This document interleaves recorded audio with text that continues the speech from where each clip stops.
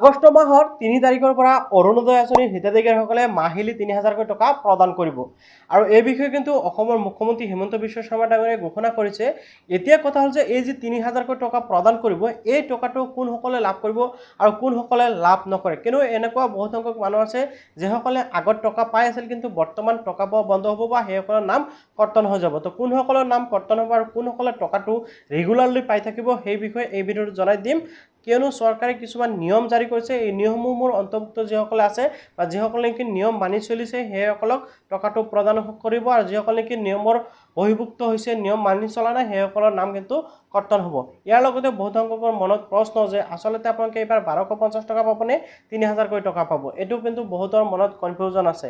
তো এই বিষয়ে মই ভিডিঅ'টোৰ শেষত জনাম, গতিকে আপোনালোকে ভিডিঅ'টো সম্পূৰ্ণকৈ চাই থাকক, অলপকৈ স্কিপ নকৰাকৈ। তো প্ৰথমতে আপোনালোকক জনাই দি আছোঁ যে আপোনালোকে কি নিয়ম মানিলে অৰুণোদয় আঁচনিৰ টকা পোৱা লাভ কৰিব বা আপোনালোকে পাই থাকিব। অসম চৰকাৰৰ তৰফৰ পৰা অৰুণোদয় আঁচনিলৈ কিন্তু ইতিমধ্যে কেইবাটাও নিয়ম জাৰি কৰিছিল, যিসমূহ নিয়ম মানি চলিব বা নিয়মৰ অন্তৰ্ভুক্ত হ'ব সেইসকলেহে অৰুণোদয় আঁচনিৰ টকা লাভ কৰিব।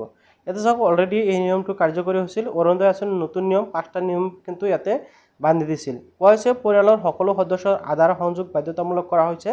কিন্তু এই কাৰ্যটো কিন্তু বা এই যিটো কাম, সেই কামটো কিন্তু এতিয়ালৈকে আৰম্ভ হোৱা নাই। কিয়নো এইটো আৰম্ভ হ'ব বা এইটো হ'ব, কিয়নো এটা পৰিয়ালত এজন ব্যক্তিহে অৰুণোদয় আঁচনি লাভ কৰিব। তাৰপিছত স্থানীয় বাসস্থানৰ প্ৰমাণপত্ৰ থাকিব লাগিব। এইটো কিন্তু সকলোৰে আছে, যেনেকৈ আধাৰ কাৰ্ড বা ভোটাৰ আইডি স্থানীয় প্ৰমাণপত্ৰ হিচাপে ব্যৱহাৰ কৰিব পাৰিব।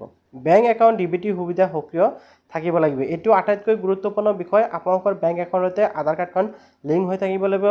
জাষ্ট অৰুণোদয় আঁচনি নহয়, চৰকাৰী যিকোনো আঁচনি ধন আপোনালোকে পাবলৈ হ'লে আপোনালোকৰ বেংক একাউণ্টৰ সৈতে আধাৰ কাৰ্ডখন লিংক থাকিব লাগিব। তাৰপিছত ইয়াতে কোৱা হৈছে যে পৰিয়ালৰ কোনো সদস্য চৰকাৰী চাকৰি থাকিব নালাগে। অৰ্থাৎ আপোনালোকৰ পৰিয়ালত যদি কোনো চৰকাৰী চাকৰিয়াল আছে, সেই পৰিয়ালৰ সদস্যসকলৰ নাম কৰ্তন হ'ব।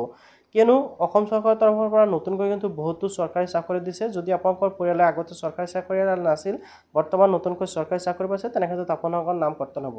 সকলো নথিপত্ৰ সঠিকভাৱে আপডেট কৰিবলৈ কৈছে। আৰু ইয়াতে আৰু এটা কথা উল্লেখ কৰিছে যে ১২৫০ টকা নহয়, ৩,০০০ টকা পৰ্যন্ত লাভৰ সুবিধা। আপোনালোকে ৩,০০০ টকালৈকে হয়তো লাভ কৰিব পাৰিব। তো আশা কৰোঁ আপোনালোকে নিশ্চয় বুজি পাইছে। আৰু এই ঘোষণাটো কিন্তু অসম চৰকাৰৰ অৰুণোদয় আঁচনিৰ অসম চৰকাৰ জনকল্যাণমূলক পদক্ষেপ বুলি ইয়াতে উল্লেখ কৰা হৈছে। তো আশা কৰোঁ আপুনি নিশ্চয় বুজি পালে। এতিয়া চাওক ফ্ৰেণ্ডসকল, অসম চৰকাৰৰ তৰফৰ পৰা কিন্তু নিৰ্বাচনৰ সময়ত তেখেতসকলে ঘোষণা কৰিছিল যে অৰুণোদয় আঁচনিৰ জৰিয়তে ৩,০০০কৈ টকা প্ৰদান কৰা হ'ব। আৰু ইয়াৰ কিছুদিন আগতে ইয়াৰ লগতে যোৱা বাজেট অধিৱেশনতো এই যিটো